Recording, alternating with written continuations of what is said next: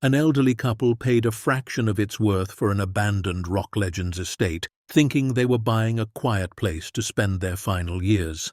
But beneath the floorboards of the recording studio where music history was made, a locked iron chest held a secret worth more than the entire village combined. Before we dive into the story, make sure to smash subscribe, because tomorrow we have an extra special story for you that will blow your mind.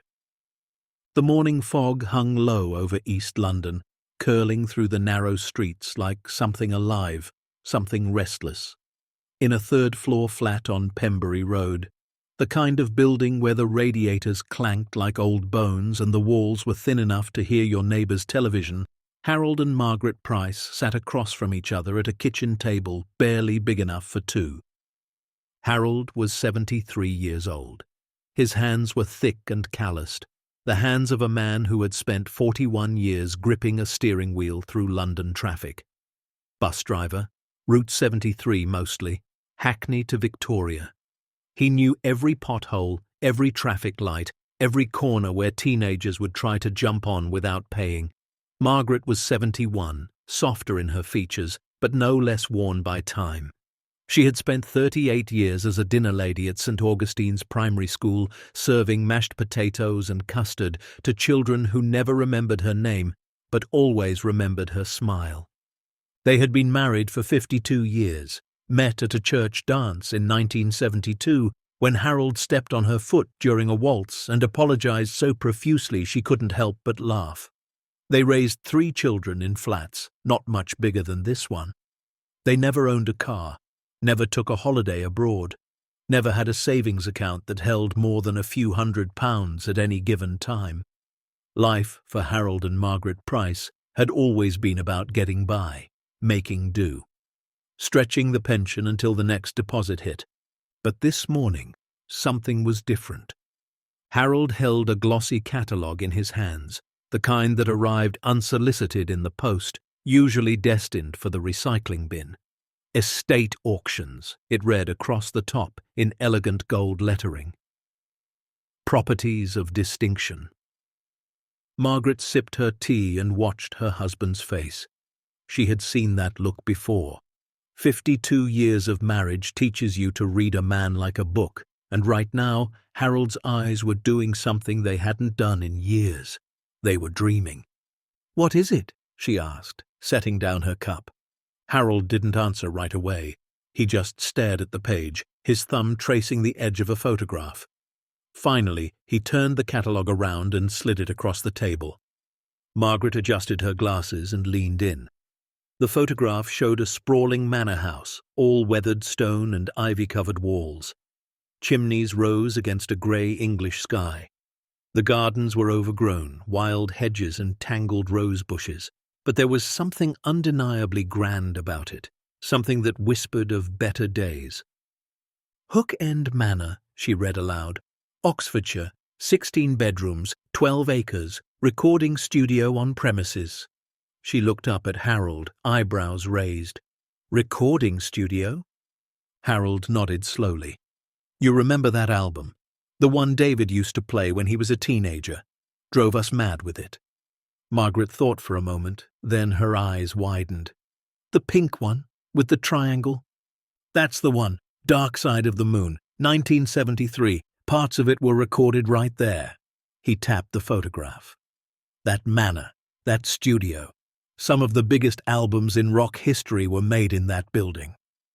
Margaret looked at the picture again, this time with different eyes. She wasn't a music person, not really. She preferred hymns and the occasional bit of classical on Radio 3. But even she knew that album. Everyone did. It had sold millions, maybe hundreds of millions. It was the kind of music that defined an era. "So why's it for sale?" she asked. Harold flipped to the next page, where the details were listed in small, precise type. "Says here the owner moved abroad years ago. Property's been empty since 2004. Caught up in some kind of legal dispute, taxes, liens, that sort of thing. They've tried to sell it 3 times. Each time the sale fell through." "Fell through why?" Harold shrugged. "Doesn't say. But look at the reserve price." Margaret squinted at the number. Her lips moved as she read it, then stopped. She read it again. "That can't be right," she whispered.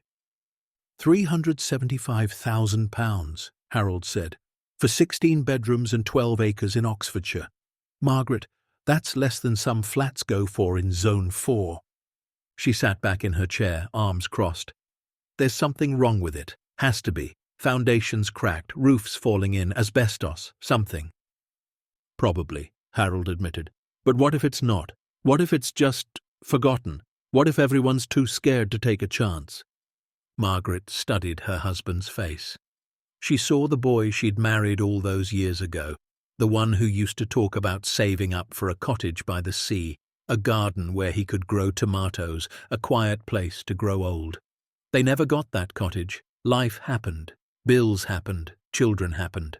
The dream just quietly faded, the way dreams do when you're too busy surviving to chase them.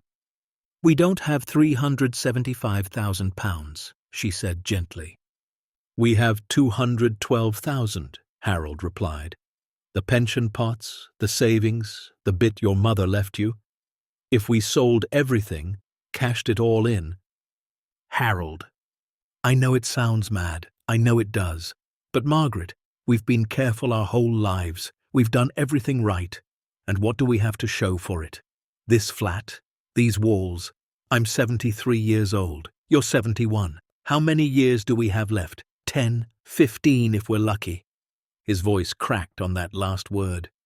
Margaret reached across the table and took his hand. "I don't want to die in this flat," he said quietly. "I want to wake up and see green. I want to sit in a garden and hear birds instead of sirens. I want something, Margaret. Just once in my life, I want something that feels like we made it." She didn't say anything for a long moment. The clock on the wall ticked. Somewhere outside, a car horn blared. Finally, she squeezed his hand. "When's the auction?" "Saturday. And you want to go? Just to look?" Harold nodded, hope flickering in his eyes like a candle in a draught. "Just to look, that's all. Just to see." Margaret sighed, the kind of sigh that carried 52 years of love and exasperation in equal measure. "All right, we'll go and look. But I'm not promising anything, Harold Price. Not one thing." He smiled, and for a moment he looked 20 years younger. The auction house was in Mayfair, the kind of building that made Harold and Margaret feel immediately out of place. Marble floors, crystal chandeliers, men in tailored suits checking gold watches, women in silk scarves who smelled like money and looked through people like Harold and Margaret as if they were furniture.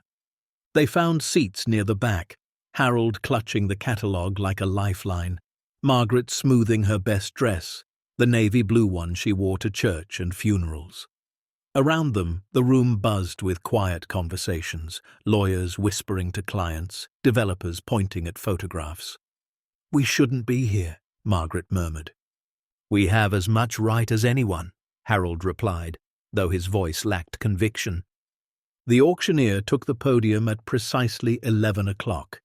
He was a thin man with wire-rimmed glasses and the kind of voice that commanded attention without ever rising above a measured calm.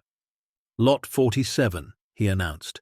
"Hook End Manor, Checkendon, Oxfordshire. 16 bedrooms, 12 acres, including the renowned recording studio where portions of several platinum-selling albums were produced. Reserve price set at £375,000. Shall we begin?" A murmur rippled through the room. Harold noticed several people shifting in their seats, exchanging glances. He also noticed something else. No one was raising their paddles. "Do I have 375,000 to start?" the auctioneer asked. Silence. The auctioneer's eyebrows rose slightly. 350,000 then? More silence. Harold felt Margaret's hand tighten on his arm. A man in the front row raised his paddle. 350,000. Excellent. Do I have 360? A woman across the aisle countered. 360. Harold watched, heart pounding. The bidding continued, slow and cautious, until it reached 380,000. Then, abruptly, it stopped. 380,000. the auctioneer repeated. "Do I have 390? The woman who had bid shook her head and lowered her paddle. The man in front did the same. Whispers broke out across the room. "Is there a problem with the property?" someone called out. The auctioneer cleared his throat. "The property is sold as is, with all contents included. Structural surveys are available upon request. The seller makes no warranties regarding condition." "What about the liens?" "All legal encumbrances have been cleared. The title is clean." "Then why won't anyone bid?" The voice was skeptical, almost mocking. The auctioneer paused. "Perhaps because the property has acquired something of a reputation. 3 previous sales have failed to complete. Buyers have withdrawn for various reasons, none of which are documented in the listing." "It's cursed," someone muttered, and nervous laughter scattered through the room. Harold felt his mouth go dry. 3 failed sales. No documented reasons. A cursed rock star's mansion sitting empty for nearly 20 years. Every sensible bone in his body screamed at him to stay quiet, to let the paddle rest in his lap, to go home and forget he ever saw that photograph. But then he thought about the flat, the clanking radiators, the walls that felt like they were closing in a little more each day. He thought about Margaret, who had never once complained, who had smiled through decades of just getting by. He thought about the dream they'd carried together for half a century, the dream of green fields and birdsong and a place to call their own.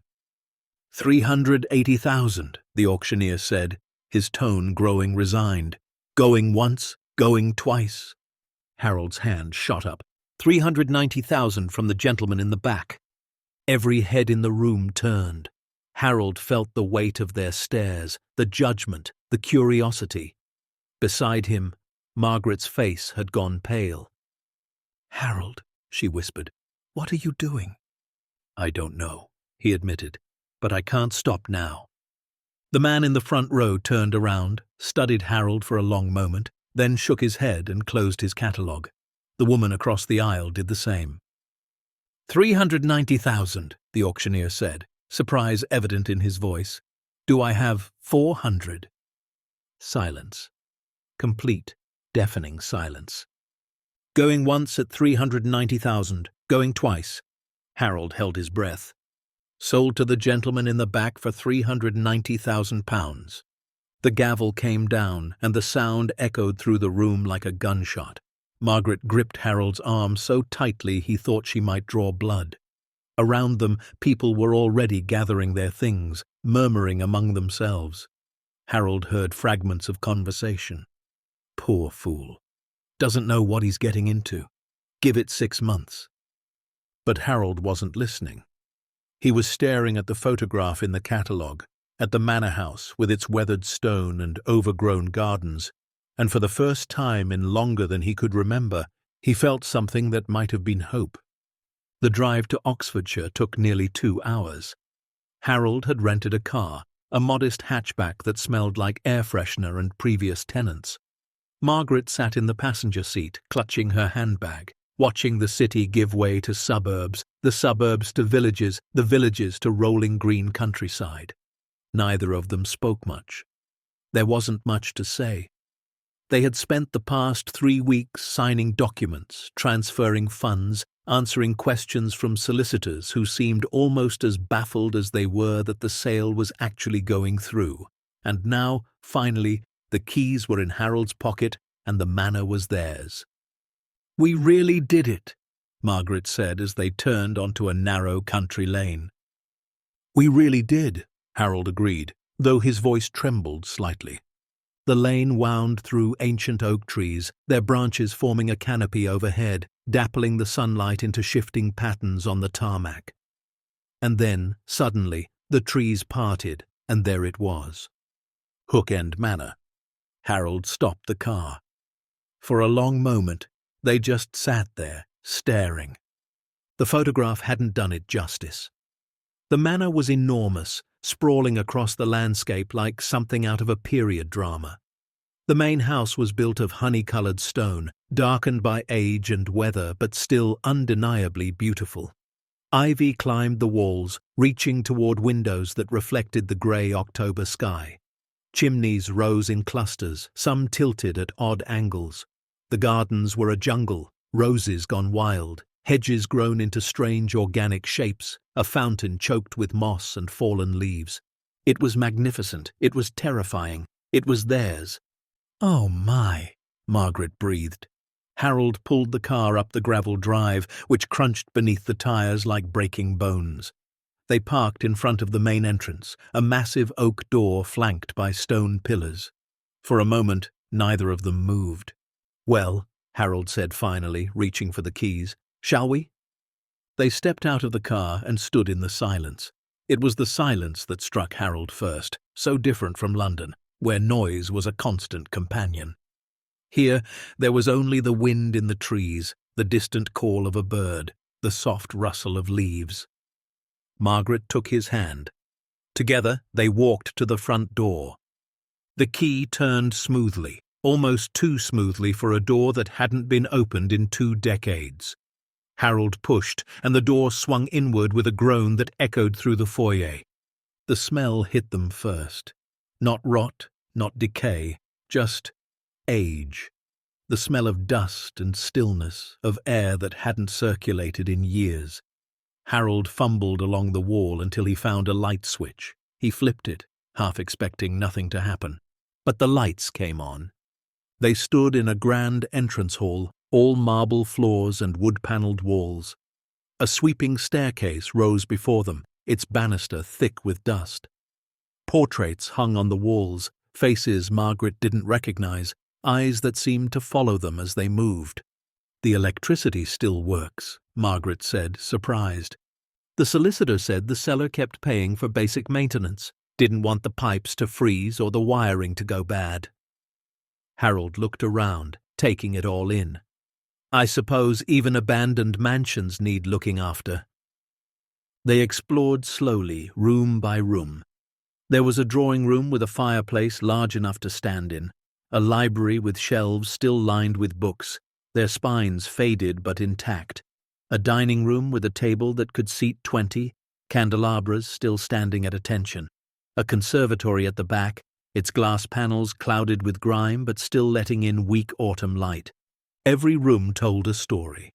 Every corner held a memory of lives lived, parties thrown, music made, and everywhere the signs of hasty departure. A coffee cup left on a windowsill, a jacket draped over a chair, a newspaper from 1998 folded on a side table. "It's like they just walked away," Margaret said quietly. "Like they meant to come back and never did." Harold nodded. He had been thinking the same thing.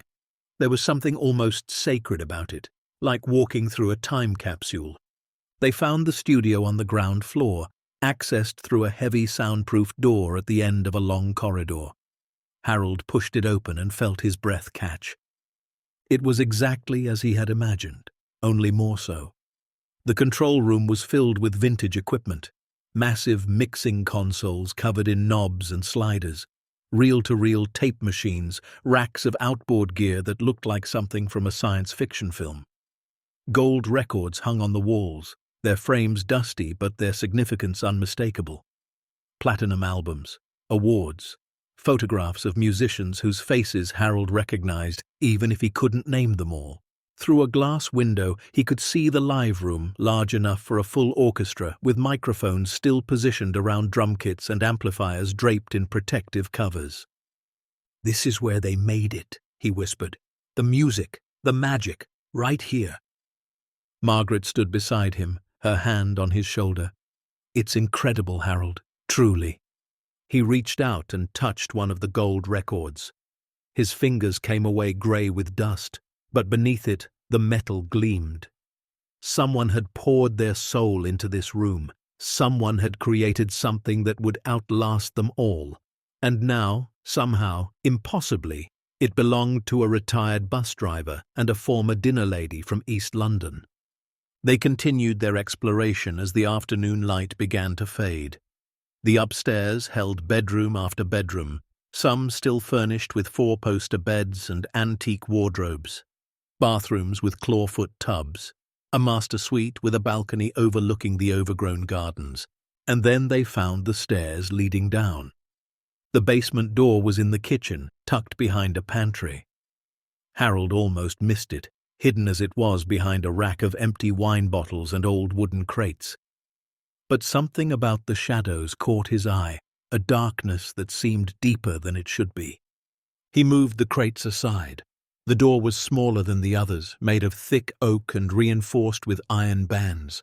There was no handle, just a heavy iron latch that looked like it hadn't been touched in decades.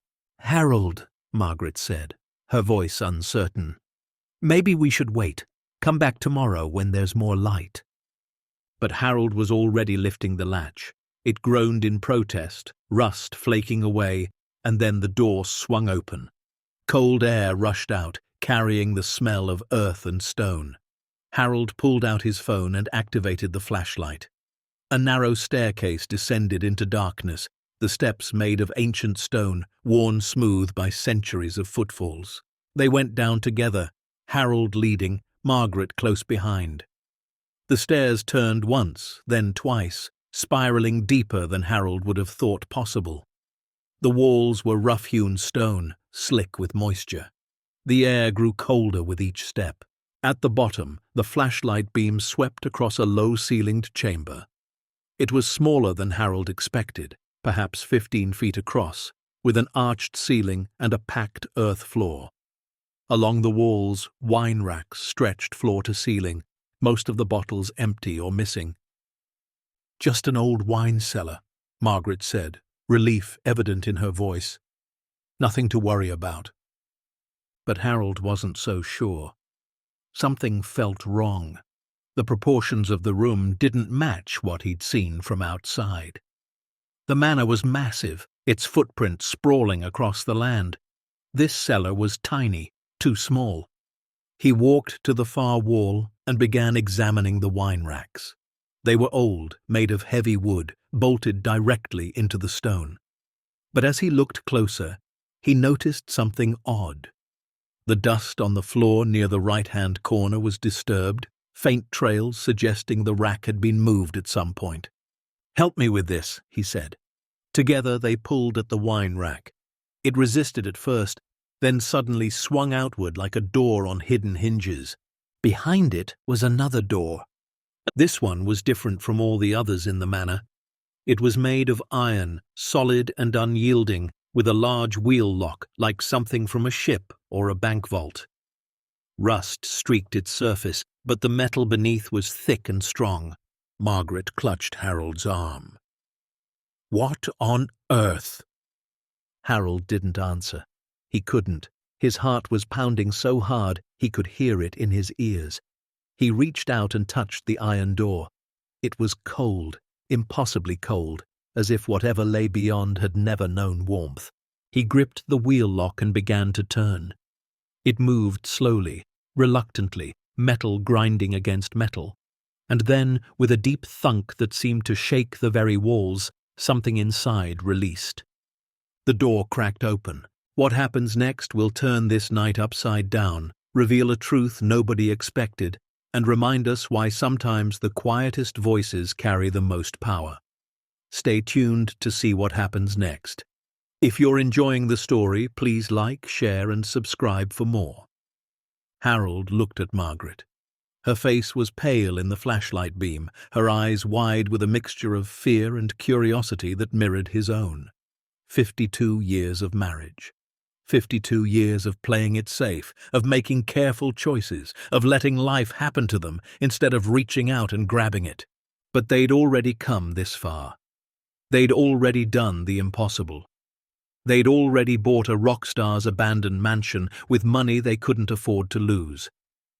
What was one more step into the unknown? "Together," Harold whispered. Margaret took a deep breath. Then she nodded. Harold pushed the door open. The flashlight beam cut through the darkness beyond, revealing a space that made them both gasp. It wasn't a room.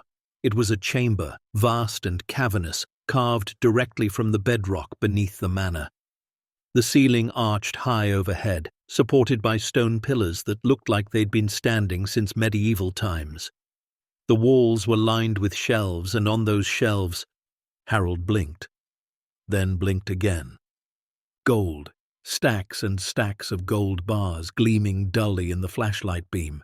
Beside them, wooden crates with their lids pried open, revealing coins, thousands of coins, old and worn but unmistakably precious. Jewelry spilled from velvet cases, diamonds catching the light and throwing tiny rainbows across the stone walls. Bundles of cash, wrapped in plastic, currency from a dozen different countries.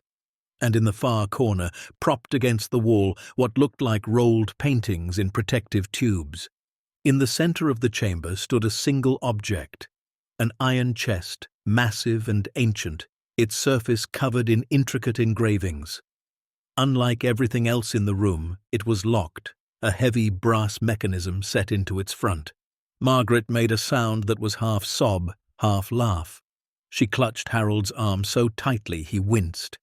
"Harold," she breathed. "Harold, what is this? What is all this?" But Harold couldn't answer. He couldn't speak. He couldn't even think. He just stood there, a 73-year-old bus driver from East London, staring at a fortune beyond anything he had ever imagined. Beyond anything anyone had ever imagined. His flashlight beam moved slowly across the chamber, trying to take it all in. The gold bars alone must have numbered in the hundreds.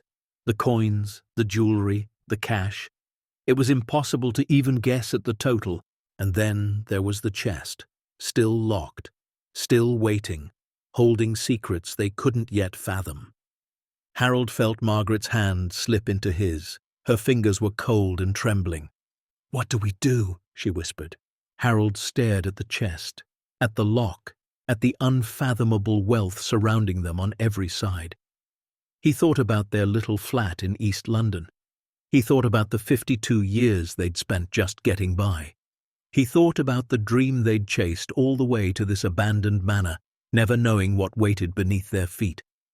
"We find out what's inside," he said quietly. Margaret's grip tightened. "And if it's dangerous? If it belongs to someone else? If we're not supposed to know?"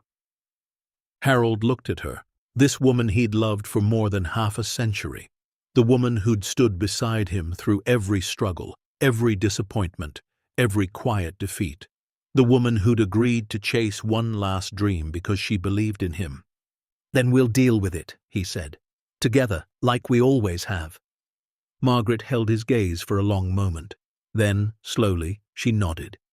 They turned back to the chest, standing silent and patient in the center of the chamber. Waiting. Just waiting. And Harold Price, who had spent his whole life playing it safe, took one step forward into the unknown. The iron chest sat before them like a sleeping giant, ancient and patient, its surface etched with patterns that seemed to shift in the wavering flashlight beam. Harold circled it slowly, his breath forming small clouds in the cold underground air. The chamber around them held more wealth than he could comprehend, but somehow this chest felt different, heavier, more significant. Margaret stood near the entrance, her arms wrapped around herself for warmth. She hadn't moved since they'd first stepped inside. Her eyes kept darting to the gold bars stacked along the walls, to the jewelry spilling from velvet cases, to the bundles of cash wrapped in plastic and aging yellow. It was too much, all of it, too much to process. "There's a lock," Harold said, kneeling beside the chest. "Combination mechanism, 4 numbers. Can you open it?" Harold examined the brass dial, tarnished but still functional. The numbers around its edge were worn smooth from use, but he could make them out, 0 through 99, arranged in a circle. "I'd need to know the combination."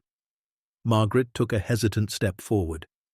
"Maybe there's a clue somewhere, in one of those boxes, or—" She trailed off, her flashlight beam catching something on the wall behind the chest. Letters, numbers, carved into the stone, faint but deliberate. "Harold, look!" He stood and moved to where she was pointing. The carving was old, the edges softened by time and moisture, but the characters were still legible. 1973. 1973, Harold murmured. That's the year Dark Side of the Moon came out. March, I think. March of 73. Margaret looked at him. You think that's the combination? Only one way to find out. He knelt again, fingers trembling slightly as he gripped the dial. He turned it slowly, feeling each click beneath his fingertips. 1, 9, 7, 3. For a moment, nothing happened. The chamber was silent except for their breathing. Then something deep within the chest shifted. A heavy clunk, metal releasing metal. And the lid rose slightly, just an inch, as if exhaling after decades of holding its breath. Harold looked at Margaret. She nodded. Together they lifted the lid. The first thing Harold saw was fabric, rich, dark velvet, the color of wine, carefully arranged to protect whatever lay beneath. He peeled it back gently, and his hands began to shake. More gold. Not bars this time, but coins, hundreds of them, old and heavy, stamped with faces he didn't recognize. Beside them, bundled stacks of paper that looked official, important, covered in seals and signatures. Bearer bonds, he realized, though he'd only ever heard the term in films. Beneath the coins, nestled in a specially carved compartment, was a collection of jewelry unlike anything Harold had ever seen. A necklace of emeralds that seemed to glow with their own inner light. A diamond bracelet that caught the flashlight and threw rainbows across the stone walls. Rings, brooches, earrings, each one more exquisite than the last. And then at the very bottom, wrapped in cloth and tied with a leather cord, was a book.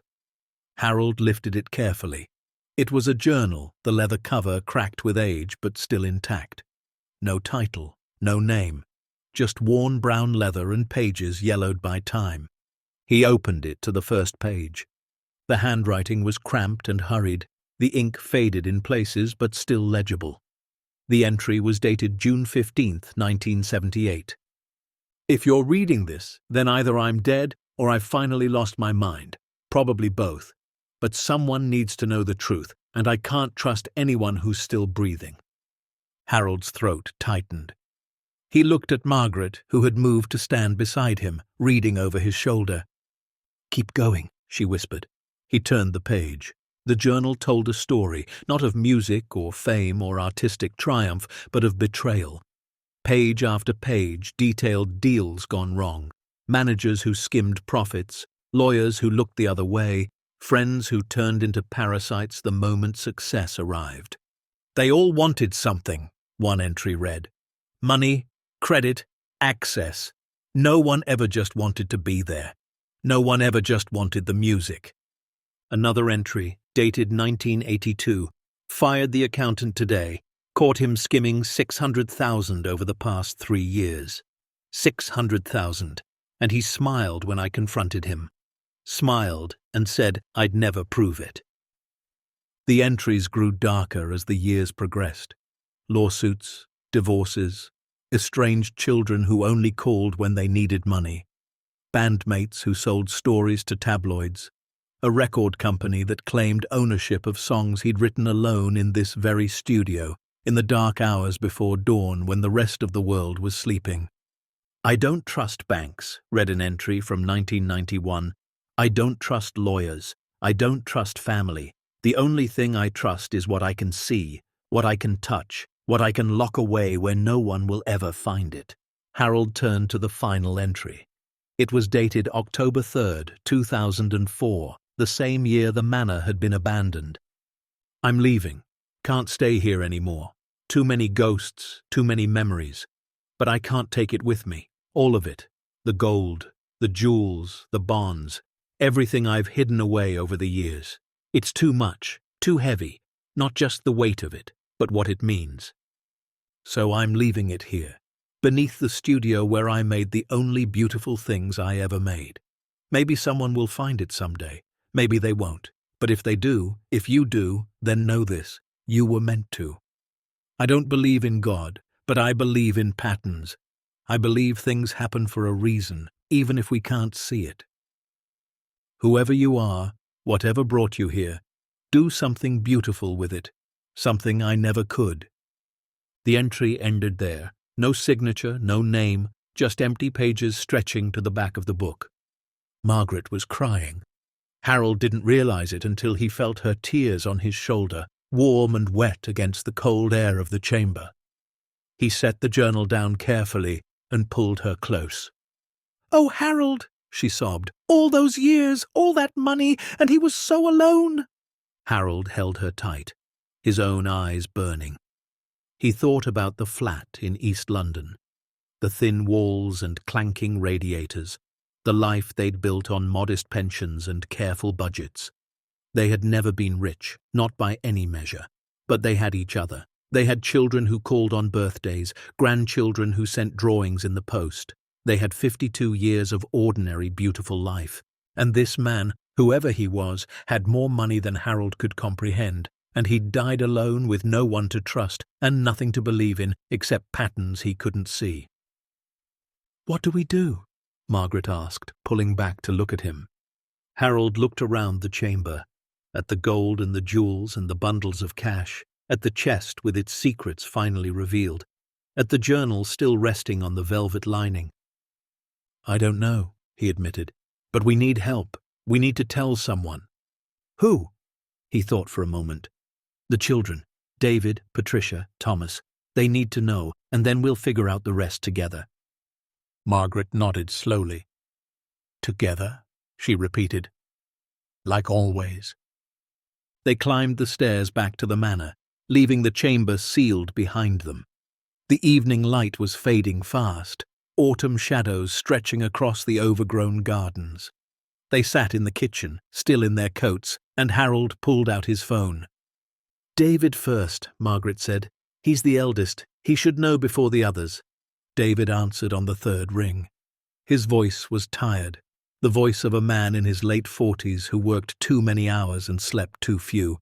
"Dad? Everything all right? You're not usually calling this late." "We're fine," Harold said, "but we need to talk, all of us.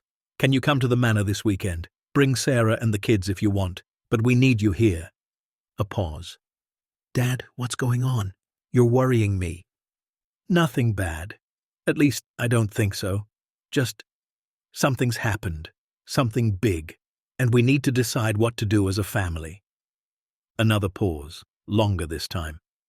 "All right, I'll be there Saturday morning, but you're going to explain everything when I arrive." "I promise." The calls to Patricia and Thomas went similarly.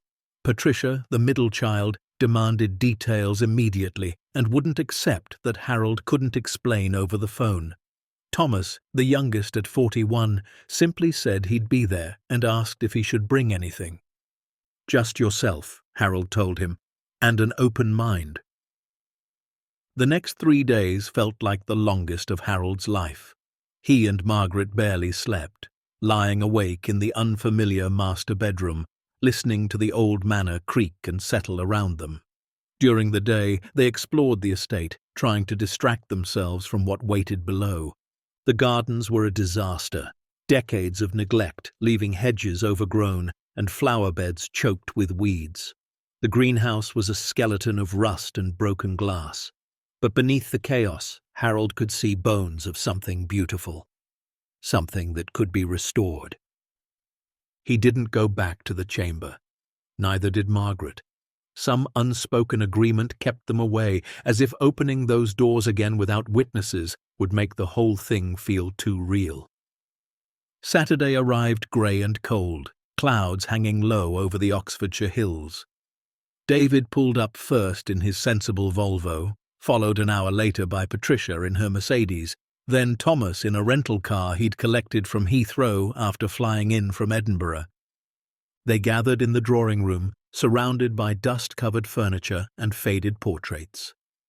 The children sat on one side, faces ranging from curious to concerned. Harold and Margaret stood before the fireplace, united. "All right," David said, arms crossed. "We're here. What's this about?" Harold looked at Margaret. She nodded. "When we bought this place," Harold began, "we knew it was a risk. Old house, years of neglect, strange history, but we didn't know the half of it. He told them about the hidden door in the basement, the iron vault, the chamber carved from bedrock. With each detail, he watched their faces shift from skepticism to disbelief to something approaching shock.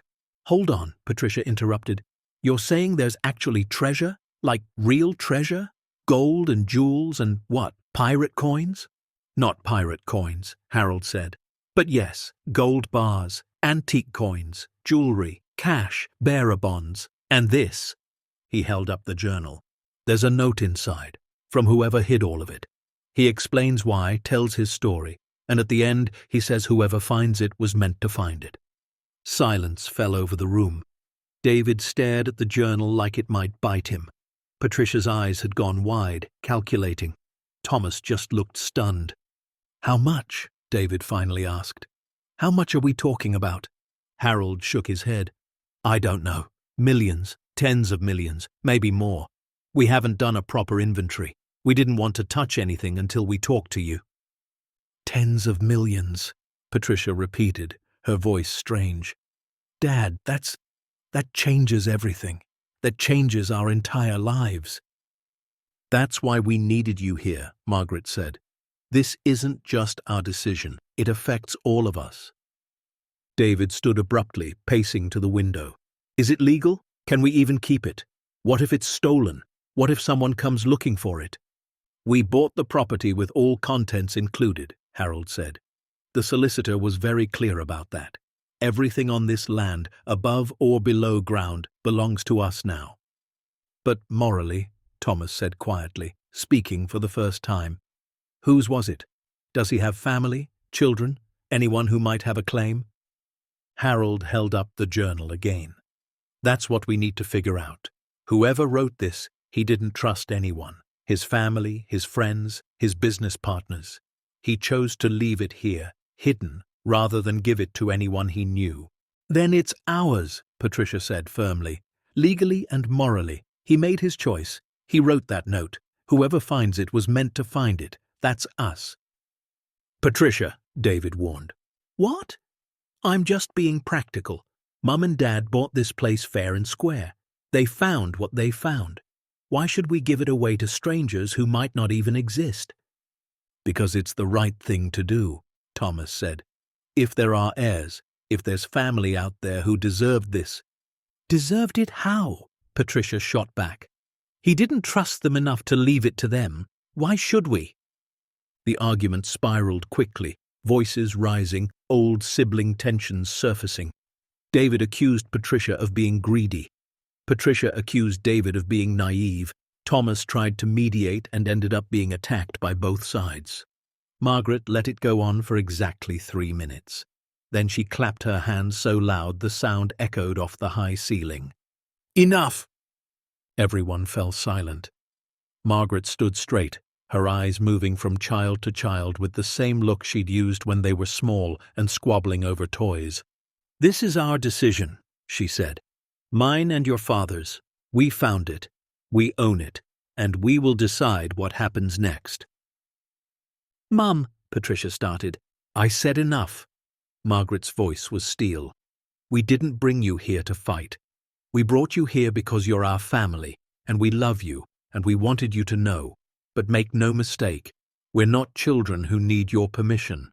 We've been making decisions for 71 years, and we'll make this one too." David sat down heavily. Patricia looked away. Thomas nodded slowly. "We're going to do this properly," Harold said. "We'll bring in experts, appraisers, lawyers, people who know about these things.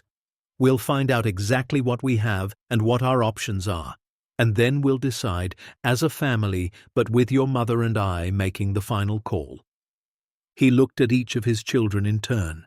"Can you live with that?" Slowly, reluctantly, they all nodded. "Good," Margaret said. "Now, who wants tea?" What happens next will reveal secrets darker than anyone imagined, expose enemies hiding in plain sight, and test this family's bonds like never before. If you're enjoying the story, please like, share, and subscribe for more. The appraisers arrived the following Wednesday. Harold had found them through David, who'd called in favors from colleagues in the financial sector. They were a team of three: a precious metals expert from London, an antique specialist from Oxford, and a documents analyst who handled bearer bonds and historical papers. Margaret served tea and biscuits while the team set up their equipment in the drawing room. They'd agreed not to reveal the full extent of what was below until they knew more. So Harold led them downstairs with a story about discovering some old valuables during renovation work. The expressions on their faces when they entered the chamber were worth more than any gold. "Good Lord," the metals expert whispered. His name was Reginald, a thin man with wire-rimmed glasses and the demeanor of a librarian. "Mr. Price, do you have any idea what you have here?" "That's why we called you," Harold said. The inventory took 4 days. They catalogued every gold bar, weighed them, tested their purity. 347 bars in total, each weighing approximately 400 ounces. At current market prices, that alone was worth over £200 million. The coins were another matter entirely. The antique specialist, a woman named Elena who spoke with barely contained excitement, identified pieces dating back to ancient Rome, medieval England, the Ottoman Empire. Many were so rare she had to consult references just to confirm what she was seeing. Conservative estimate, £18 million. The jewellery was appraised at another £15 million. The bearer bonds, some dating back to the 1920s, were trickier to value, but the documents analyst put them at somewhere between 10 and 20 million, depending on how they were redeemed. And then there were the paintings. Harold had almost forgotten about the rolled canvases in the corner. Elena unrolled them one by one, her hands trembling with each reveal. A Monet, a Degas, a small Picasso sketch, a Vermeer study that had been listed as lost for over a century. "Where did he get these?" she asked, voice hushed. "These aren't just valuable. These are historically significant. Museums have been searching for some of these pieces for decades." Harold showed her the journal. She read certain passages, her face growing pale. "He bought them privately," she said. "Sometimes at auction under assumed names, sometimes through back channels. He was collecting them for years, hiding them away. Some of these transactions were, well, legally ambiguous at best." "What does that mean for us?" Margaret asked. Elena hesitated. "It means you'll need very good lawyers. Some of these works might have claims against them, provenance issues, but others," she gestured to the Vermeer study, "this was legally sold and lost to history. If you can prove chain of ownership, it's yours." By the end of the week, the team had compiled their findings into a preliminary report. Reginald presented it to Harold and Margaret in the drawing room, his voice professional but unable to hide his amazement. "Total estimated value," he said, "including all assets we've been able to catalogue, approximately £260 million. Margaret sat down heavily. Harold gripped the armrest of his chair. "260 million, he repeated. "Give or take. The art is difficult to value precisely without market testing, and the bearer bonds require further authentication. But as a working figure, yes. 260 million. £260 million. Harold tried to wrap his mind around it. He'd spent 41 years earning roughly $30,000 a year before taxes. In his entire working life, he'd maybe earned 1.2 million total, and now he was sitting on more than 200 times that. "What do we do now?" Margaret asked. Reginald closed his folder. "I would strongly recommend discretion. News of a find like this would attract considerable attention, not all of it welcome. Secure the premises, limit who knows, and engage specialists in wealth management and legal protection before making any decisions about liquidation." Harold nodded slowly. "Discretion. Yes, that seems wise." But discretion, it turned out, was harder than it sounded. The first sign of trouble came 3 days later. Harold was in the garden clearing brambles from what had once been a rose bed when he noticed a car parked at the end of the drive. A black Range Rover, windows tinted, engine running. He watched it for a full 5 minutes. It didn't move. That evening, Margaret mentioned that she'd seen a man photographing the manor from the public footpath. Probably just a tourist, she said. Lots of people know about the music history here. Probably, Harold agreed, but he didn't believe it. The next week, a letter arrived. No return address, no stamp. Just Harold's name written in neat, anonymous type. Inside was a single page. Dear Mr. Price, it has come to our attention that you have recently acquired Hook End Manor and discovered certain assets previously belonging to the estate's former owner. We represent parties with legitimate interests in these assets and would appreciate the opportunity to discuss the matter at your earliest convenience. Please be advised that failure to engage in good faith negotiations may result in legal action to recover what is rightfully owed. We await your response. Regards, a concerned party. Harold read it twice. Then he showed it to Margaret. Who are they? She asked. I don't know. There's no name, no firm, nothing. Should we call David or the lawyers? Harold stared at the letter. Concerned party. Legitimate interests. Rightfully owed. The words felt like threats wrapped in politeness. Not yet, he said. Let's see if this is just someone trying to scare us. But the letters kept coming.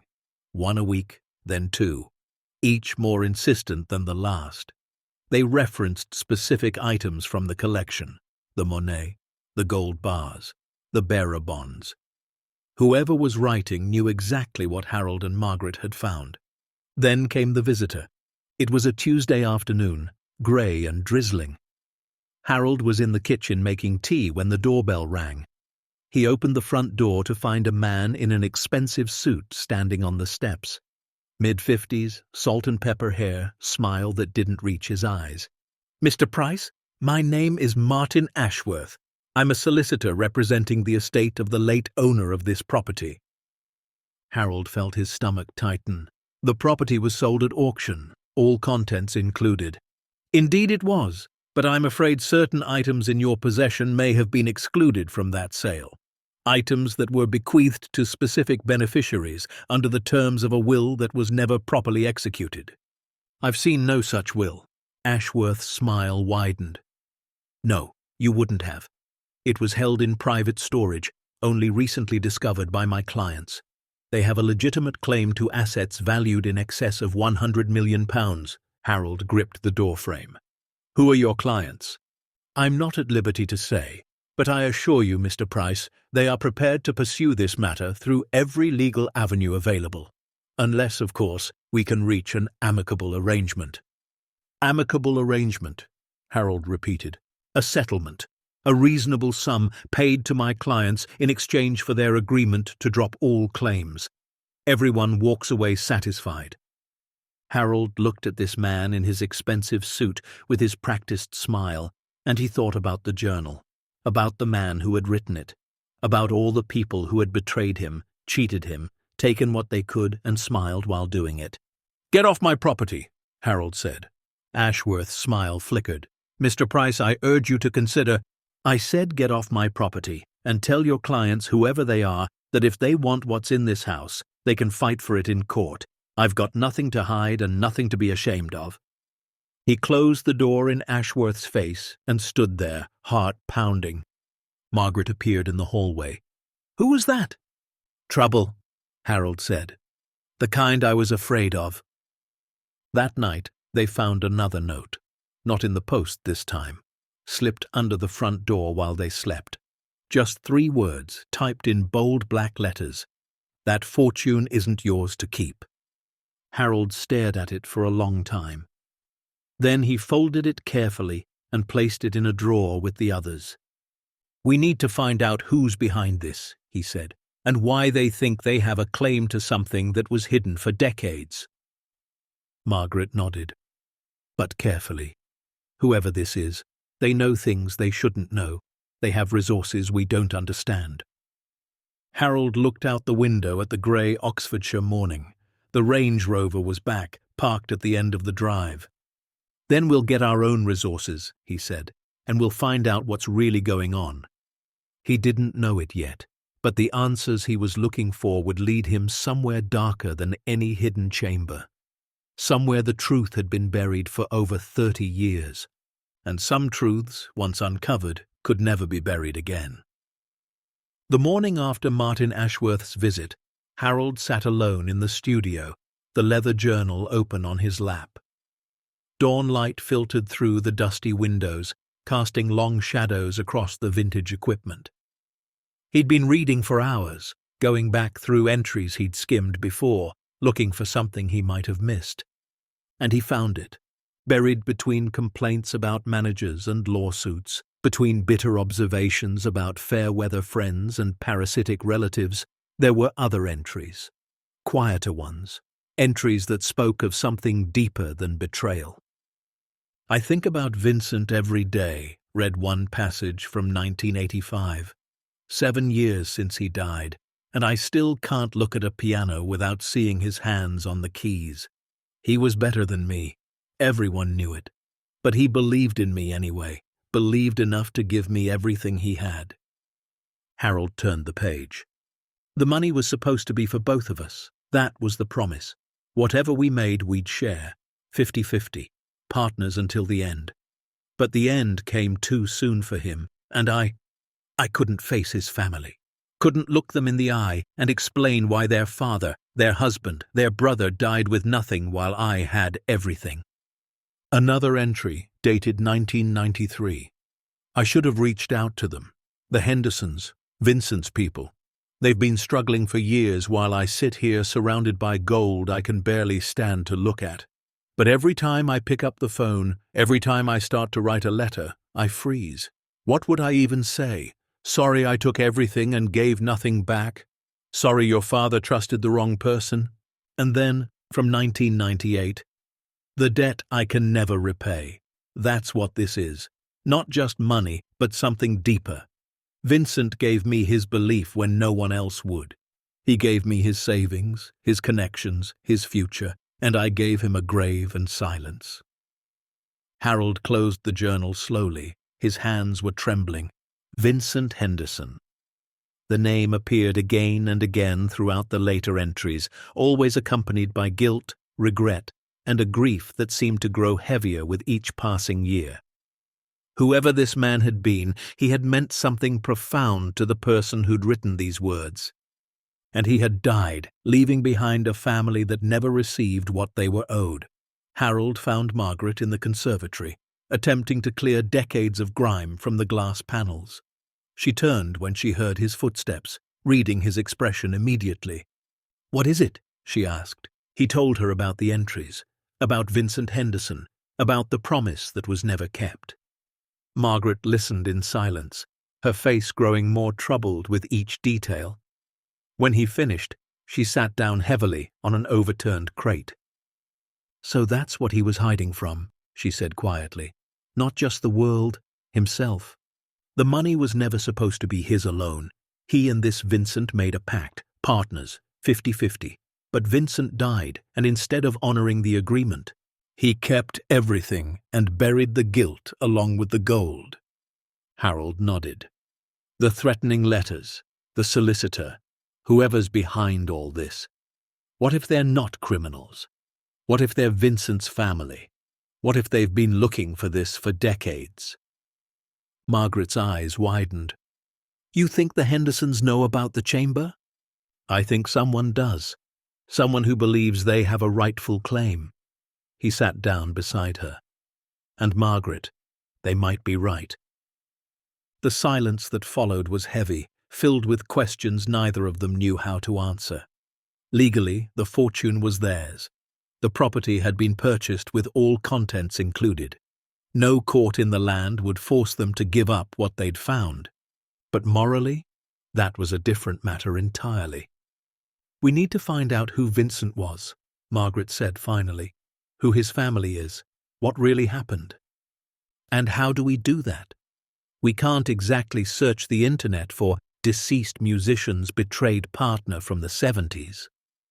Margaret thought for a moment, then her face brightened slightly. The Historical Society. There's a local group that specializes in the history of this area. If Vincent Henderson was connected to this manor, to the music that was made here, someone might know. It was a long shot, but it was better than nothing.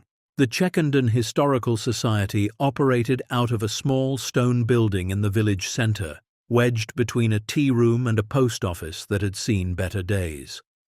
Harold and Margaret arrived just after 10 o'clock, finding the door propped open and the smell of old paper wafting into the street. Inside, shelves lined every wall, stuffed with folders, binders, and boxes labelled with dates stretching back centuries. A woman in her 60s sat behind a cluttered desk, grey hair pulled back in a practical bun, reading glasses perched on her nose. She looked up as they entered. "Can I help you?" Her voice was warm but curious. "We hope so," Harold said. "We're the new owners of Hook End Manor." The woman's eyebrows rose. "Ah, the mysterious buyers. The whole village has been wondering about you." She stood and extended her hand. "I'm Dorothy Crane. I've been running this society for 32 years. If it happened in Checkendon, I probably know about it." Harold shook her hand. "We're trying to find information about someone who might have been connected to the manor. A man named Vincent Henderson." Dorothy's expression shifted. Something flickered in her eyes, surprise followed by something deeper, something almost like recognition. "Vincent Henderson," she repeated slowly. "Now that's a name I haven't heard in a very long time." She gestured for them to sit, then moved to a filing cabinet in the corner. Her fingers walked through the folders with practiced ease until she found what she was looking for. "Vincent Henderson," she said, returning to her desk with a thick manila folder. "Born 1947 in Reading, died 1978 in a car accident on the M4. He was a musician, a brilliant pianist by all accounts, classically trained, but he loved rock and roll." She opened the folder, revealing photographs, newspaper clippings, and handwritten notes. "He was also," Dorothy continued, "one of the founding members of a band that would eventually become quite famous. Before they were famous, of course. Back when they were just kids with instruments and dreams." Harold leaned forward. "He was in the band with the man who owned the manor." Dorothy nodded. "They were childhood friends, grew up 3 streets apart. Vincent was the talented one, everyone said. Perfect pitch, could play anything by ear, wrote songs in his sleep. But he didn't have the drive, the ambition. That was always his partner's domain." She pulled out a photograph, faded and creased. 2 young men stood side by side, arms around each other's shoulders, grinning at the camera. One held a guitar, the other sat at a piano. "That's them," Dorothy said. 1965, before any of it happened." Margaret studied the photograph, her heart aching at the youth in their faces, so hopeful, so unaware of what was coming. "What happened?" she asked. "Why did Vincent die with nothing while his partner became wealthy beyond imagination?" Dorothy sighed. "That's where the story gets complicated." She pulled out another document, a yellowed contract covered in legal language. In 1967, when the band was just starting to get attention, Vincent and his partner made an agreement, a partnership. Everything they earned would be split equally, forever, no matter what happened. "The 50-50 pact," Harold murmured. Dorothy nodded. "But then things changed. The band got bigger, managers got involved, lawyers, record companies. Somewhere along the line the agreement got buried. Vincent's name was quietly removed from contracts. His contributions were credited to others. By the time they recorded their biggest album, he wasn't even listed as a band member anymore." "But why?" Margaret asked. "If they were friends, if they had an agreement—" Dorothy's face grew somber. "Pressure, greed, politics. The industry wanted a frontman, a face, a brand. Vincent was too quiet, too humble. He let himself be pushed aside because he trusted his friend to make it right eventually." "But he didn't," Harold said. "No, he didn't." And in 1978, Vincent was driving home from a session at the Manor when his car went off the road. Wet conditions, they said. Mechanical failure, possibly. He died instantly. Margaret covered her mouth. Oh, God. His family got nothing. No royalties, no acknowledgement, nothing. The partnership agreement had somehow vanished. Without proof, they had no legal standing. They've been fighting for recognition ever since. Harold felt the weight of the journal in his jacket pocket. They're still fighting? Dorothy nodded. Vincent's granddaughter, Elena, she spent years trying to prove her grandfather's contribution. She's contacted historians, lawyers, journalists. Everyone tells her the same thing. Without documentation, there's nothing to be done. Granddaughter, Margaret repeated. She's still alive? Still local? Lives in Reading, single mother, 2 jobs. She visits the village sometimes, walks the grounds of the manor when she thinks no one's watching. Dorothy's voice softened. I've spoken with her a few times. She doesn't want money, not really. She just wants someone to acknowledge that her grandfather mattered, that he wasn't forgotten. Harold and Margaret exchanged a look. The same thought passed between them, unspoken but clear. Can you give us her contact information? Harold asked. Dorothy studied them for a long moment. May I ask why? Because we found something, Margaret said quietly. Something that might change everything. Dorothy's eyes widened, but she asked no further questions. She simply wrote down a phone number and address on a slip of paper and handed it across the desk. Be careful, she said. Elena's been hurt before. People have made promises they didn't keep. If you're going to reach out, make sure you mean it. We do, Harold said. And for the first time since they'd descended those stone stairs into the hidden chamber, he felt like he understood why they'd been meant to find it. The drive to Reading took just under an hour. They found Eleanor Henderson's flat in a tired-looking building on the outskirts of the city, the kind of place where paint peeled from windowsills and the hallways smelled faintly of cabbage and cleaning fluid. Harold knocked. Footsteps approached. The door opened to reveal a woman in her early 30s, dark hair pulled back, exhaustion etched into her features. She wore a waitress uniform, name tag still pinned to her chest. Yes? Her voice was guarded. Elena Henderson? Margaret asked gently. The woman's expression tightened. If you're journalists, I've already said everything I have to say. If you're lawyers, I can't afford you. And if you're from the estate. We're none of those things, Harold interrupted. We're the people who bought Hook End Manor, and we found something we think you need to see. Eleanor went very still. Her eyes moved from Harold to Margaret and back again, searching for deception and finding none. You'd better come in, she said. The flat was small but clean, every surface organized with the efficiency of someone who had no time or money for clutter. Children's drawings hung on the refrigerator. A stack of bills sat on the kitchen counter, edges worn from being handled and rehandled. Elena gestured for them to sit at a tiny table, then stood with her arms crossed, defensive. What did you find? She asked. Harold pulled out the journal. Over the next hour he showed her the entries, the references to Vincent, the guilt, the grief, the acknowledgement of a debt that could never be repaid. Elena read in silence, tears streaming down her face, her hands shaking as she turned each page. He knew, she whispered, all those years. He knew what he'd done. He did, Margaret said softly, and he was eaten alive by it. Eleanor looked up. But this doesn't prove anything. Legally, I mean. It's just words, feelings, without the original partnership agreement. There's more, Harold said. A chamber beneath the manor, hidden for decades, filled with everything he accumulated and couldn't bear to spend. Gold, jewels, bonds, artwork, all of it locked away because he couldn't look at it without thinking of your grandfather. Elena stared at him.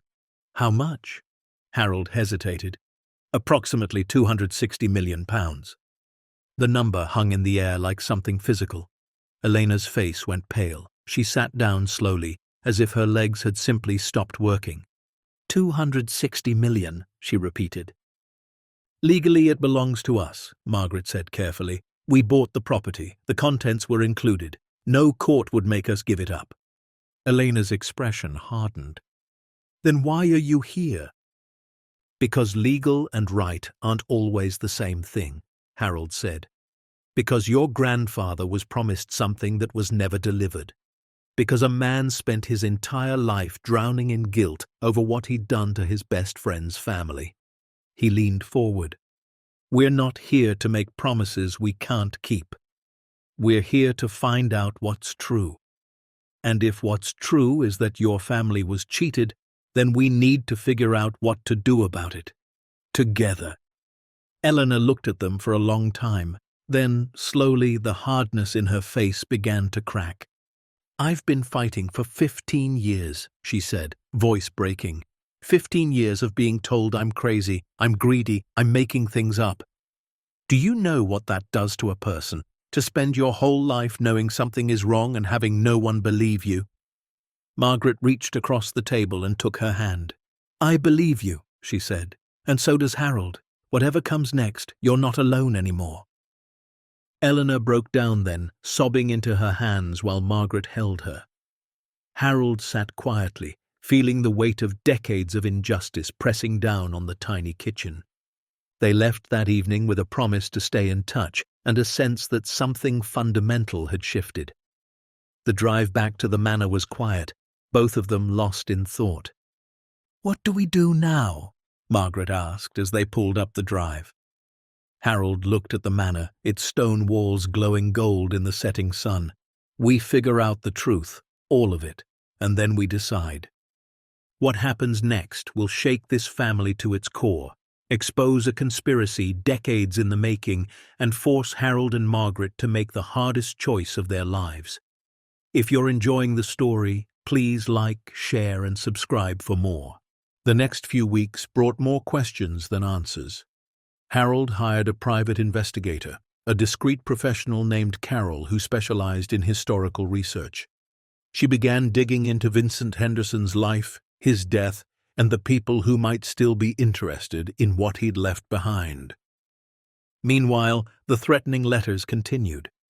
One arrived every few days, each more insistent than the last. Whoever was behind them knew details they shouldn't know, specifics about the collection that only someone with inside information could possess. Someone's talking, David said during a tense phone call. The appraisers, maybe, or their staff. Information like this doesn't stay secret for long. We've been careful, Harold insisted. Careful isn't enough anymore. You need security, real security. Patricia's already looking into firms. Harold bristled at being managed by his children, but he couldn't argue with the logic. Within a week, a private security team had been installed at the manor. 2 guards during the day, 2 at night. Cameras were mounted at every entrance. Motion sensors lined the perimeter. It should have made them feel safer. Instead, it made everything feel more dangerous. The break-in happened on a Sunday morning while Harold and Margaret were at church. They returned to find the front door standing open, the security guards unconscious but unharmed, and a single message spray-painted across the foyer wall in red letters. Last warning. Nothing was taken. The chamber remained sealed, its contents untouched. Whoever had broken in hadn't been looking to steal. They'd been looking to send a message. David arrived within hours, his face tight with worry. This has gone too far. You need to leave, sell everything, take what you can, and disappear. We're not running, Harold said. Dad, these people are serious. They drugged armed guards. They got past cameras and alarms. What happens next time? What if they decide messages aren't enough? Margaret stepped forward. Your father is right. We're not running. Mum, we've spent our whole lives being careful, David. Being sensible. And where did it get us? A cramped flat and 40 years of just getting by. Her voice was steady, firm. We found something here. Not just money, but truth. And we're going to see it through. David looked from one parent to the other, frustration and fear warring in his expression. Finally, he shook his head. "At least let me stay," he said, "for a few days, until we figure out who's behind this." Harold nodded. "All right, but we do this our way." The breakthrough came 3 days later. Margaret was in the studio, cleaning equipment she didn't understand, trying to distract herself from the anxiety that had become her constant companion. She ran a cloth along the massive mixing desk, wiping away decades of dust, when she noticed something odd, a seam, barely visible, running along the underside of the console. She knelt down, examining it more closely. The seam formed a rectangle about the size of a shoebox, hidden beneath layers of dust and disuse. Her fingers found a small catch, almost invisible unless you knew to look. She pressed it. A panel slid open with a soft click. Inside was another journal. This one was older than the first, the leather more worn, the pages more brittle. Margaret carried it to the window, her heart pounding, and opened it to the first page. The handwriting was different, neater, more careful. The entry was dated April 12th, 1967. "Today we signed the agreement, 50-50 no matter what, partners forever. He promised me we'd build something together, something that would last. I believe him. I have to believe him. He's my best friend." Margaret's hands trembled as she turned the pages. This was Vincent's journal. The entries spanned 11 years, from 1967 to 1978. They told the story from the other side, from the perspective of the man who had been betrayed. The early entries were full of hope and excitement. Recording sessions, breakthrough moments, the thrill of creating something new. Vincent wrote about his partner with obvious affection, calling him a genius, a visionary, the brother he'd never had. But as the years progressed, the tone shifted. Subtle at first, then unmistakable. "The new manager says my name doesn't test well with focus groups. They want to rebrand. He says not to worry, that the agreement still stands, but something in his eyes makes me nervous. They've changed the contracts again. My percentage has been reduced to 15%. Temporary, he says, just until we're established. I signed because I trust him. Was that a mistake? I found out today that my songs are being credited to others. When I confronted him, he said it was a clerical error, but he wouldn't look at me." And then, from 1977, a year before Vincent's death. "We made a promise when we were young, a sacred promise. I've kept my half. He's broken his. The agreement is gone, apparently lost in a filing cabinet somewhere. Without it, I have nothing. I am nothing, just a ghost haunting sessions where my own music plays." The final entry was dated December 3rd, 1978, 3 days before Vincent died. "I'm going to confront him tonight, demand what I'm owed, not the money. I don't care about the money anymore. I just want him to admit the truth, to acknowledge that I existed, that we were partners, that what we built together. If he denies it, I don't know what I'll do. I've lost everything else. My wife left because I couldn't provide. My children barely know me. All I have is the music, and now they've taken that too. But tomorrow, maybe tomorrow will be different. Maybe he'll remember who we used to be. Maybe he'll finally make things right." The journal ended there. 3 days later, Vincent Henderson was dead. His car had gone off the road on a rainy night, returning from Hook End Manor. Mechanical failure, the investigation concluded. An accident. Margaret sat in the studio for a long time, both journals in her lap, tears streaming down her face. The truth was finally clear, not just what had happened, but why. Vincent had gone to confront his partner, to demand acknowledgement, to ask for the promise to be honored. And then he had died. She found Harold in the garden, still pulling weeds despite everything, still finding peace in simple physical work. She handed him the second journal without a word.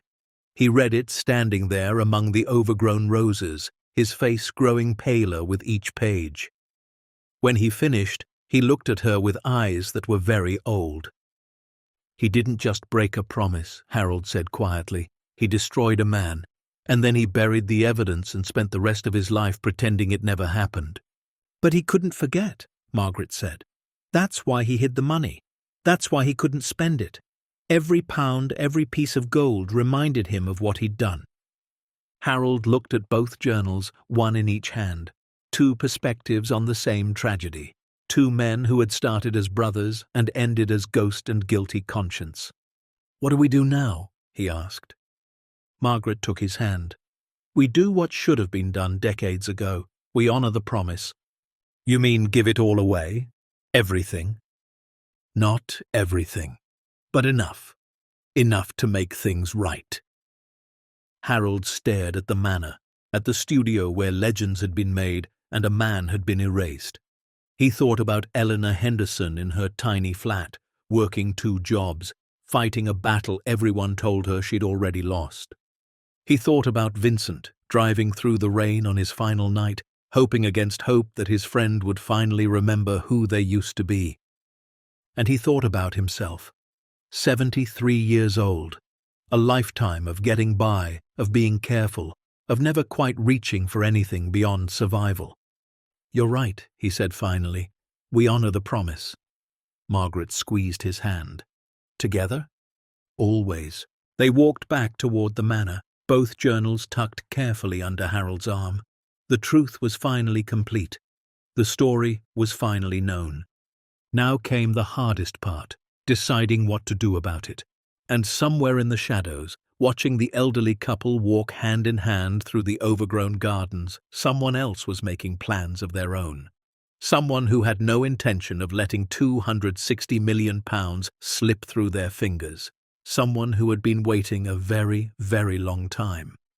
The morning of the family meeting dawned cold and grey, frost clinging to the windows of Hook End Manor like a warning. Harold had been awake since 4, sitting in the kitchen with a cup of tea that had long since gone cold, staring at the 2 journals that now held the weight of everything.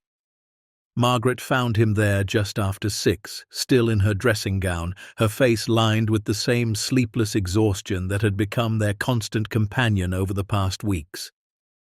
"Today's the day," she said quietly. Harold nodded. "I've been thinking about what to say, how to explain it all, and I keep coming back to the same thing." "What's that?"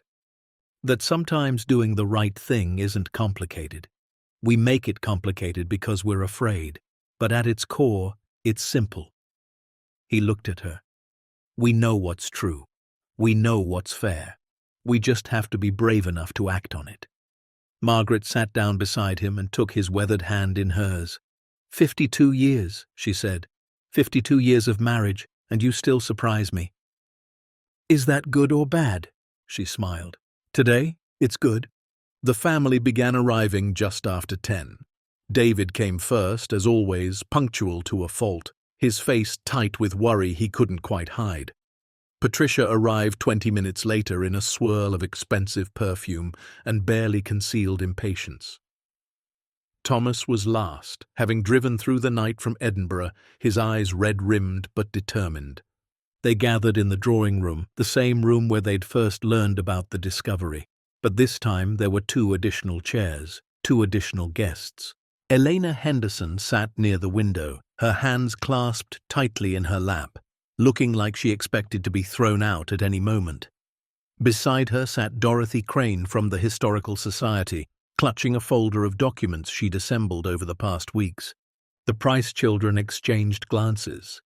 David's expression was guarded. Patricia's was openly suspicious. Thomas simply looked curious. "Thank you all for coming," Harold began, standing before the fireplace. "I know this has been difficult. The uncertainty, the threats, the questions without answers. But Margaret and I have made a decision, and we wanted you all to hear it together." "Who's she?" Patricia interrupted, nodding toward Elena. "This is Eleanor Henderson," Margaret said, "and she's the reason we're all here." Over the next hour, Harold and Margaret laid everything out. They showed both journals, reading key passages aloud. They explained the history of Vincent Henderson and his broken partnership. They described the chamber, the fortune, and the guilt that had kept it buried for decades. When they finished, the room was silent. Elena was crying quietly, tears streaming down her face as she clutched a tissue. David stared at the floor. Patricia's expression had shifted from suspicion to something more complex. Thomas watched his parents with an intensity that made Harold's chest tighten. "So what are you saying?" David finally asked. "That we should give it all away? £260 million, just gone?" "Not all of it," Harold said, "but a significant portion. Vincent Henderson was promised half of everything. His family never received what they were owed. We think it's time to change that." Patricia stood abruptly. "This is insane. We're talking about more money than our family will see in 10 generations, and you want to give it to strangers based on some old journals that might not even be authentic." "They're authentic," Dorothy said, speaking for the first time. "I've had them analyzed by experts in document verification. The paper, the ink, the handwriting, everything is consistent with the periods they claim to represent." "And even if they weren't," Margaret added, "the truth doesn't depend on paper. We know what happened. We know what's right." "Right for who?" Patricia demanded. "For us. For our children. Do you know what this money could mean for your grandchildren, Mum? Private schools, university funds, homes of their own, security for generations." "Yes," Margaret said calmly. "I know exactly what it could mean, but I also know what it means to earn something through honest work, to build a life with your own hands, to teach your children that integrity matters more than inheritance." She looked at each of her children in turn. "Your father and I raised you in a flat barely big enough for a family of 5. We never had money for holidays or fancy clothes or tutors, but we taught you to be honest, to work hard, to treat people fairly, and I'd like to think we succeeded." David's jaw tightened. "That's not fair, Mum. Isn't it? Then tell me, David, if you discovered that your success, your career, your entire life was built on something stolen from someone else, what would you do? Would you keep it? Would you look the other way because the money was good?" David said nothing. He couldn't. Thomas stood slowly. "I think," he said carefully, "that we need to hear what Mum and Dad are actually proposing, not just the principle, but the plan." Harold nodded gratefully at his youngest son. "Fair enough." He took a breath. "We're proposing to divide the estate into 3 equal parts. 1/3 will go to Elena and her family," Margaret continued. "Approximately £87 million. This represents what Vincent Henderson was owed, plus interest accumulated over 45 years. Eleanor made a small sound, her hand covering her mouth. She hadn't known what to expect from this meeting, but this was beyond anything she'd imagined. "The second third," Harold said, "will be used to establish a foundation in both Vincent's and his partner's names, a music education program for underprivileged young people, scholarships, instruments, recording opportunities. The studio here at the Manor will be restored and open to students who otherwise couldn't afford access to professional facilities." Patricia opened her mouth to object, but Harold raised his hand. "The final third will be divided among our family. Roughly 87 million, split between the 3 of you and your children. Trust funds for the grandchildren, property for each of you if you want it, and security for the rest of your lives." Silence fell again. The numbers hung in the air, enormous and impossible to fully comprehend. 87 million, David repeated slowly. "Split 3 ways, that's nearly 30 million each." "For doing nothing," Patricia said, her voice strange. "For just existing." "For being our children," Margaret corrected gently. "For all the years we couldn't give you more. For the sacrifices you never complained about, even when I know you felt them." Thomas was the first to speak. "I think it's fair," he said quietly. "More than fair. Mum, Dad, you're giving us more than we ever expected, more than we have any right to expect, and you're doing something good with the rest." He looked at Eleanor, who was still struggling to compose herself. "And you're making things right for someone who's been wronged. That matters." Patricia sat back down heavily. The fight seemed to have gone out of her. It's so much money. It's hard to think clearly." "That's why we wanted to tell you in person," Harold said, "so you could ask questions, raise concerns. This is still a family decision, even if your mother and I will make the final call." David ran a hand through his hair. "The legal implications alone are enormous. Inheritance tax, capital gains, establishing a foundation properly. You'll need an army of lawyers and accountants." "We'll get them," Margaret said. "We have the resources now. For once in our lives we can afford to do things properly." "And the threats?" David pressed. "Whoever's been sending those letters, whoever broke in, they're not going to just disappear because we've made a decision." Harold's expression darkened. "No, they won't. But that's the other thing we need to discuss." He pulled out the folder that Carol, their private investigator, had delivered the previous day. "We know who's behind the threats," he said, "and it's not who we expected." The room went very still.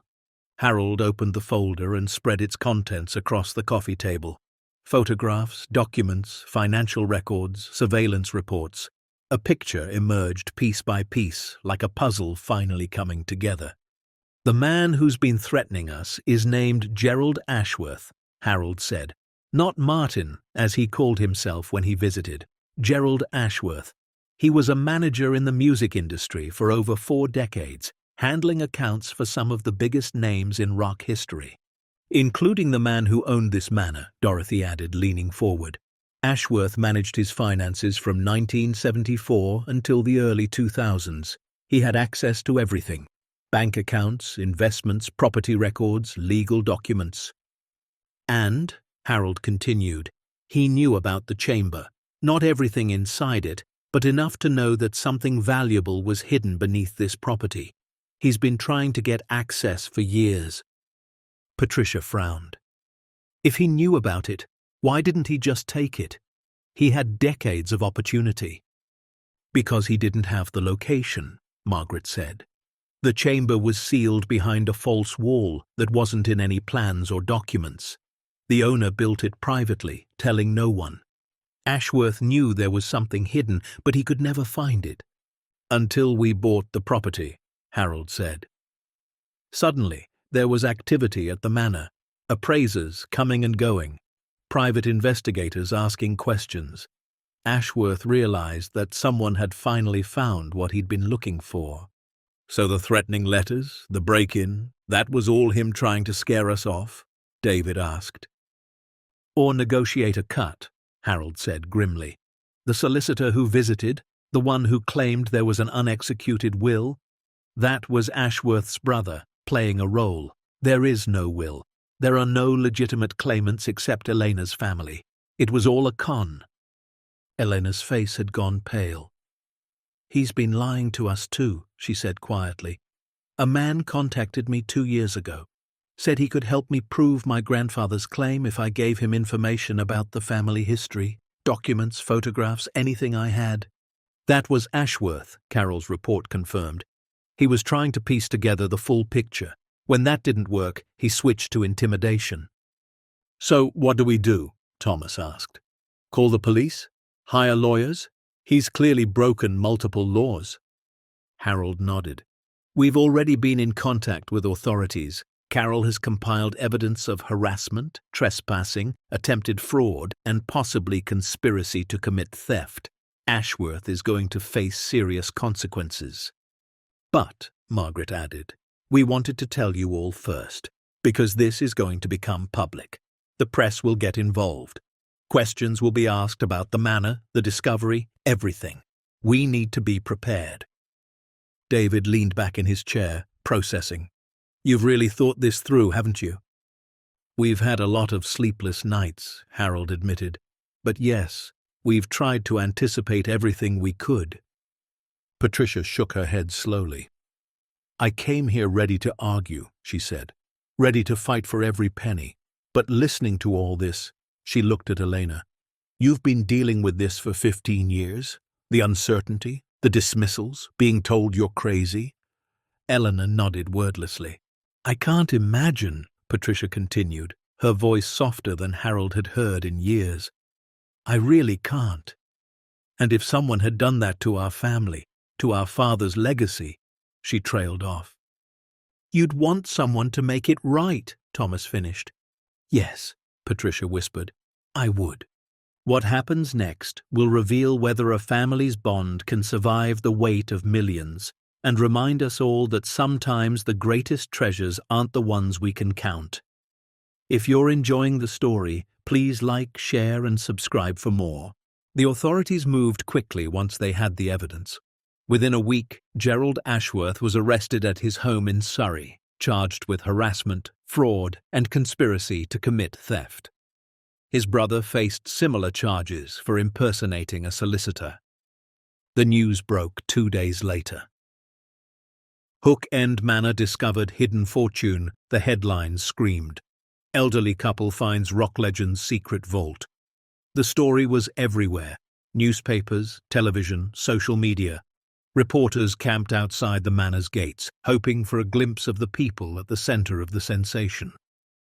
Harold and Margaret stayed inside, watching the chaos unfold with a mixture of exhaustion and relief. The truth was finally out. There were no more secrets, no more shadows, no more threats lurking in the darkness. David handled the press, releasing a carefully worded statement that confirmed the basic facts while protecting the family's privacy. Patricia, surprisingly, threw herself into the foundation planning with an enthusiasm that shocked everyone.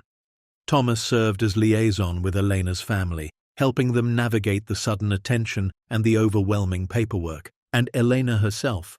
Eleanor seemed to walk taller with each passing day. The recognition she'd fought for so long was finally coming. Journalists wanted her story. Historians wanted her documents. Music scholars wanted to include her grandfather's contributions in books and documentaries. "He's not forgotten anymore," she told Margaret one afternoon, tears streaming down her face. "After all these years, people finally know he existed, that he mattered." Margaret held her tight. "He always mattered," she said. "We just needed the world to catch up." The legal process took months. Solicitors, accountants, tax specialists, an army of professionals working to disentangle the fortune and distribute it according to the family's wishes. There were complications, of course. Some of the bearer bonds required extensive authentication. Several artworks had provenance issues that needed resolution. The gold had to be transported to secure facilities for proper valuation and eventual sale, but piece by piece it came together. Elena received her family's share in stages, the money transferred into trusts that would protect it for generations. She paid off her debts, moved into a proper house for the first time in her life and, most importantly, enrolled her 2 children in music lessons. "They have their great-grandfather's talent," she told Harold one evening, showing him a video of her daughter, 9-year-old Lily, playing piano with a natural grace that brought tears to his eyes. He'd be so proud. The Hook End Music Foundation was formally established in the spring, with a board of directors that included both Price and Henderson family members. The Manor's studio was restored to working condition, updated with modern equipment while preserving its historic character. Scholarships were announced, instruments were purchased, and the first class of students was selected from over 2,000 applicants. Harold and Margaret watched it all unfold from the east wing of the manor, which had been converted into a private residence for them. The rest of the house belonged to the foundation now, filled with young people learning to create, to express, to dream. "It's loud," Margaret commented one evening as the sound of drums drifted across the gardens. Harold smiled. "It's alive." Their own children had settled into their inheritances in different ways. David invested cautiously, setting up trusts for his children while maintaining his career. Patricia, true to form, made several bold investments that she insisted would triple her share within 5 years. Thomas donated a significant portion of his to charity and continued his work as an environmental consultant, no richer in lifestyle but considerably richer in peace of mind. The grandchildren, 8 of them, ranging from 5 to 17, each had education funds and property trusts waiting for them. But Harold and Margaret had insisted on one condition. Nothing could be accessed until they'd proven themselves capable of earning their own way first. "Money without wisdom is dangerous," Harold told them at a family dinner. "We want you to have security, but we also want you to understand the value of work, the satisfaction of building something with your own hands." The youngest grandchild, 5-year-old Max, didn't quite understand, but the older ones nodded solemnly. They'd seen what this fortune had meant to their grandparents, not the luxury, but the responsibility. The weight of doing right by people who'd been wronged. As summer arrived, the manor transformed. Gardens that had been wild and overgrown were tended back to beauty by teams of volunteers from the village. The fountain was restored, its waters catching sunlight and throwing rainbows across the stone walls. The greenhouse was rebuilt and filled with plants that the foundation students tended as part of their curriculum. Elena visited often, sometimes alone, sometimes with her children. She'd become like a daughter to Harold and Margaret, a bridge between two families that should have been connected all along. One afternoon, she found Harold in the studio, standing before the wall of gold records and vintage photographs. "Strange, isn't it?" she said, joining him. "All these awards, all this recognition, and it meant nothing in the end. Not to him, anyway." Harold nodded slowly. "I've thought about that a lot, about what it must have been like to have everything the world considers success and still feel like a failure. Because of what he did to my grandfather? Partly, but also because of what he lost when he did it." Harold turned to face her. He didn't just betray Vincent. He betrayed himself. The man he was before the money, before the fame. The man who made a promise and meant it. Elena was quiet for a moment. "Do you think he ever tried to make it right? Before we found the journals, before any of this, do you think he wanted to?" Harold thought about the final entry in the first journal. Do something beautiful with it.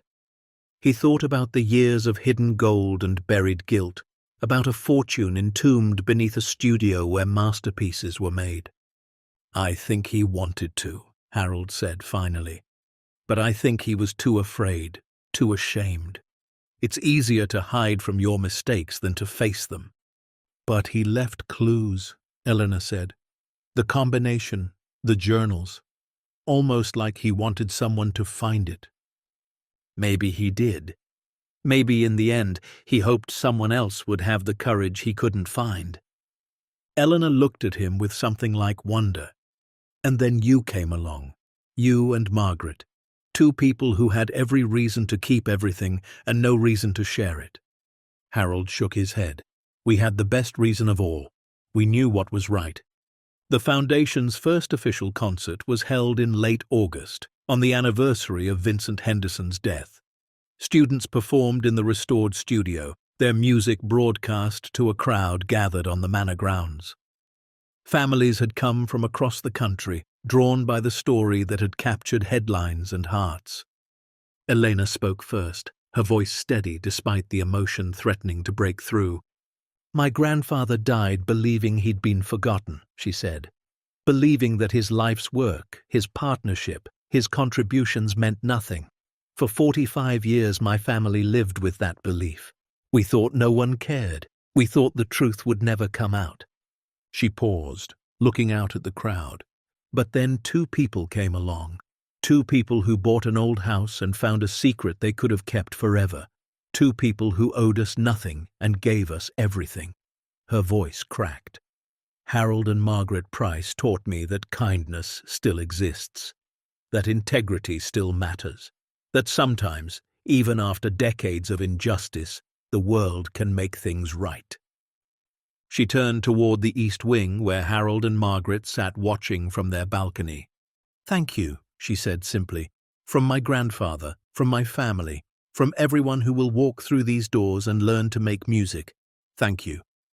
The crowd erupted in applause. Harold took Margaret's hand, his eyes glistening. "We did it," she whispered. "We did," he agreed. "Together." The concert that followed was imperfect in the way that student performances always are. Missed notes, nervous giggles, one memorable moment when a guitar string snapped mid-solo. But there was something in the music that transcended technique. Passion. Hope. The joy of young people discovering their voices for the first time. Harold watched and listened, remembering the first time he'd stepped into this studio. The dust and silence, the faded gold records and abandoned equipment, a room full of ghosts and guilt. Now it was full of life, full of future, full of everything the man who built it had hoped for and never achieved. As the final notes faded and the audience rose to their feet, Harold felt something loosen in his chest, a weight he hadn't realized he'd been carrying, finally lifted. He thought about his father, a dock worker who'd died young, leaving behind nothing but debts and a handful of faded photographs. He thought about his mother, who'd worked 2 jobs to keep the family fed and never complained, not once. He thought about all the years of driving buses through London traffic, of modest paychecks and careful budgets, of dreams deferred and hopes quietly set aside. And he thought about now, about this moment, about the impossible chain of events that had led him and Margaret from a cramped flat in East London to a manor in Oxfordshire, from a 75-cent pension to stewards of £260 million. They hadn't changed, not really. They were still the same people who'd fallen in love at a church dance 52 years ago. Still the same couple who'd raised 3 children on love and leftovers. Still Harold and Margaret Price, ordinary in every way that mattered. Except now they had proof that ordinary people could do extraordinary things. That courage didn't require youth or wealth or power. That doing right was always possible, no matter how late or how hard. The party continued into the evening, lanterns strung across the gardens, music and laughter filling the air. Harold and Margaret moved through the crowd, accepting thanks and congratulations, posing for photographs with students and donors and journalists. But as the night wore on, they slipped away to their favorite spot. A stone bench at the edge of the rose garden, overlooking the valley below. The manor glowed behind them. Stars emerged overhead. Somewhere, a teenager was practicing scales, the notes drifting across the darkness like promises. "I was thinking," Margaret said, breaking the comfortable silence. "Dangerous habit at our age," she smiled. "I was thinking about what you said to me, that morning when you showed me the auction listing. You said you didn't want to die in that flat, that you wanted something more." Harold nodded, remembering. "I think I was afraid," Margaret continued, "afraid to want too much, afraid to hope. We'd spent so many years being careful, being sensible. Dreaming felt like something we couldn't afford anymore. And now?" She looked at him, her eyes reflecting starlight and something deeper. "Now I understand that dreaming was never the risk. The risk was not dreaming, was getting to the end of our lives and realizing we'd never really lived." Harold took her hand, feeling the familiar weight of 52 years in his palm. "We could have kept it all," Margaret said. "We could have been rich beyond imagination. We could have given our children and grandchildren everything." "We gave them something better," Harold said. "We gave them a story, proof that their grandparents, when faced with the choice between wealth and honor, chose honor. Do you think they understand, really understand?" Harold thought about David, who'd started volunteering at a legal aid clinic, about Patricia, who'd quietly funded a wing at a children's hospital, about Thomas, who'd taken his own children to the manor and spent an entire afternoon teaching them about Vincent Henderson. "I think they're learning," he said, "the same way we did, one choice at a time." They sat in silence as the moon rose higher, casting silver light across the gardens. The music had stopped now, but the silence wasn't empty. It was full of everything they'd built, everything they'd shared, everything they'd given away. "I love you, Harold Price," Margaret said. "I love you too, Margaret Price. 52 years and counting." "Think we'll make it to 60? He smiled. "With what we've been through, I think we'll make it to 100. She laughed, the sound carrying across the garden like a blessing. They walked back to the manor hand in hand, two ordinary people who had stumbled into something extraordinary and found the courage to do right by it. Behind them, the foundation hummed with potential. Before them, the rest of their lives stretched out like an open road. They had no idea how many years they had left. No one ever does. But they knew this. Every single one would be spent living, really living, for the first time in longer than they could remember. And that was worth more than any fortune buried in any vault. Epilogue. 3 years later, the Hook End Music Foundation had become one of the most respected programs in the country. Over 500 students had passed through its doors, learning from professional musicians in the same studio where legends once recorded. Scholarship recipients had gone on to conservatories, orchestras, and careers in music that would have been impossible without the foundation's support. Harold and Margaret, now 76 and 74 respectively, still lived in the East Wing. They'd slowed down a bit, more naps, shorter walks, earlier bedtimes, but their spirits remained as bright as ever. They attended every concert, knew every student by name, and had become beloved figures in the village and beyond. Elena Henderson had been appointed to the foundation's board, ensuring her family's voice would shape its direction for generations.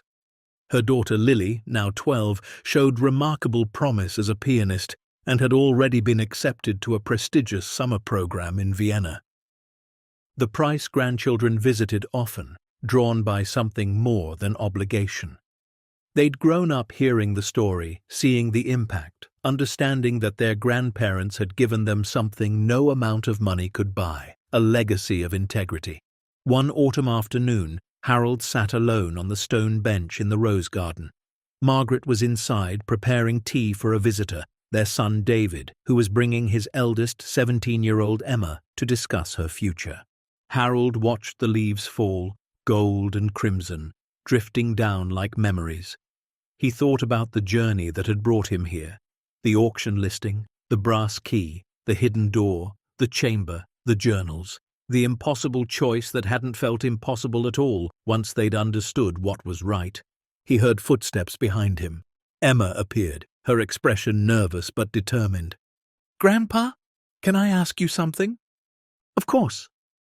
She sat beside him, pulling her jacket tight against the autumn chill. "I've been thinking about what I want to do with my life, with the trust fund. Everyone keeps telling me to be practical, to invest wisely, to secure my future." Harold nodded, waiting. "But I keep thinking about you and Grandma, about what you did with the fortune. You could have had anything, yachts, mansions, whatever you wanted, and instead you gave most of it away. Does that bother you?" Emma shook her head. "That's just it. It doesn't. It inspires me." She turned to face him.